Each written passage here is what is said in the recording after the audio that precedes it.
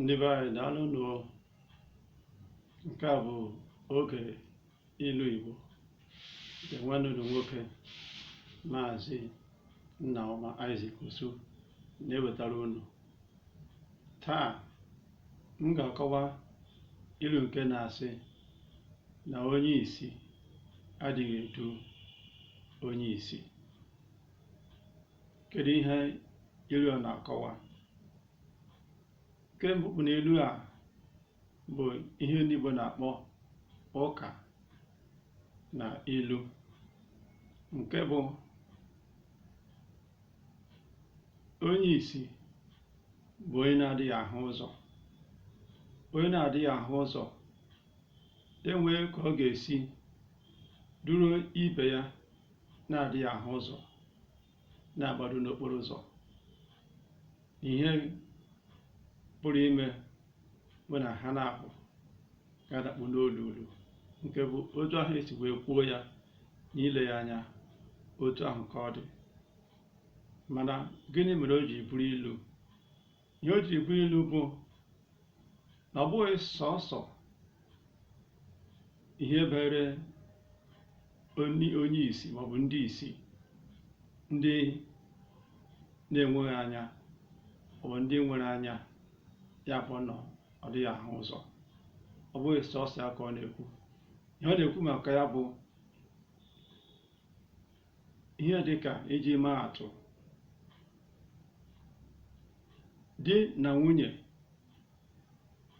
na-enweghị ihe ndị oyibo na-akpọ experience banyere otu ihe maọbụ nke ọzọ. Eleghị anya ọ bụ ihe ha chọrọ ime ma ebe ha chọrọ ije. Ọ bụrụ na ha na-abụ adịghị onye ma ihe banyere ihe ahụ, ha na-abụ dị ka ndị isi.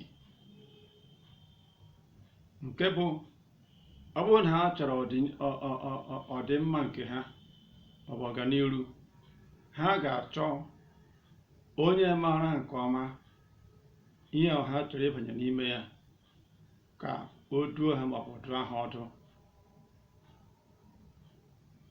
O nwere ike bụrụ enyi na enyi, maọbụ nwanne na nwanne, maọbụ ezinụlọ, maọbụ ọha obodo. O nwere ihe dị mkpa ha chọrọ ime. Ọ bụrụ na ọ dịghị onye maara nke ọma banyere ihe ahụ ha chọrọ ime, ọ ga-adị mkpa na ha ga-ajụ ase, jụọ ajụjụ, chọọ ndị maara anya ihe ahụ ha chọrọ ime. Ele anya ihe dịka iwu ụlọ maọbụ projekti ọzọ, ha ga-achọ ndị maara anya ya maọbụ ndị maara ụzọ nke ọma ka ha duzie ha. Ọ bụrụ na ha achọghị ndị maara anya nke ọma, asị ka ha mewe otu ọ bụla ha si meta ya. Nke bụ onye isi na-edu onye isi.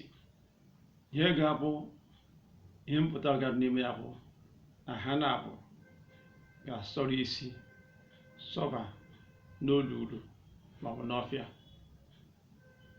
Ihe ọbụla bụ ihe ha tinyere n'ime ihe ahụ, maọbụ ego maọbụ ihe ịgba mbọ, ọ bụrụ ihe lara n'iyi. Ya ka ndị Igbo ji wee na-ekwu na-asị na onye isi adịghị edukwanụ onye isi ibe ya, n'ihi na ọ bụrụ na ọ dị otu ahụ, ha ga-afụta onwe ha n'ime olulu.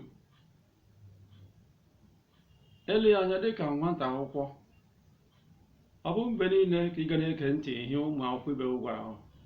Mgbe ụfọdụ jikere nne na nna gị ọ bụ ndị nkụzi, ha tụziere gị aka, n'ihi na ha ga-ama nke ọma karịa ndị ọgbọ gị, ndị gị na ha nọ n'ụlọ akwụkwọ. N'ihi na mgbe ụfọdụ ọ na-eme ka ụmụ akwụkwọ mehie ihe ụfọdụ maọbụ mee mistake. mgbe ụfọdụ ihe ha kwesịrị ịgụ n'ihi na nwata akwụkwọ ibe ha sịrị ha lekwa nke a na-abụghị eziokwu, ha wee soro ndụmọdụ ahụ na-erijughị afọ hie ụzọ. Ọ bụrụ na onye isi edula onye isi ibe ya so onye isi n'ọhịa. Nke a bụ ihe nghọta dị n'ilu ahụ. Dịka m na-adị ekwukwa, ele anya o nwere nghọta ọzọ ị nwere, tinyekwa ya ebe ahụ. Enyere m aka n'ebe ahụ na-egosi na ihe omume a masịrị gị, nyere m aka kesara ya ndị ọzọ. Ọ bụ nwanne gị Maazị Nneoma Isaac Osu na-asị ka ọ dị oge ọzọ n'ilu Igbo. Daalụ.